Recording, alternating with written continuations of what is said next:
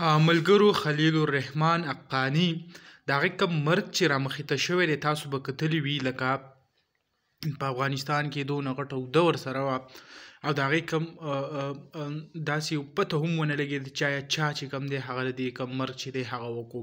یعنې تر اوسه پورې که تاسو وګورئ سی سی ټي وي فوټیج هغه هم مختلف قسم راځي داسې کنفرم هغه هم نه دي راغلی چې په هغه نسبت سره سړی ووایي چې دا څه واقع شوی ده خو زه به تاسو سره لږه شریکه کړم چې کوم داعش چې یادېږي په شام او په دې ځایونو کې د هغو مطابق چې دا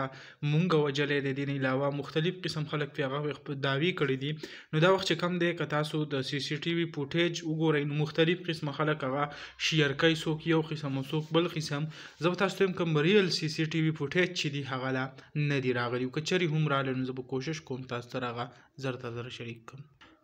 یعنی که تاسو وګورئ دا وخت افغانستان کوم حکومت چې دی هغه هم په دې انویسټیګیشن کې لګیا دی او د دې پته لګولو کوشش کوي چې آیا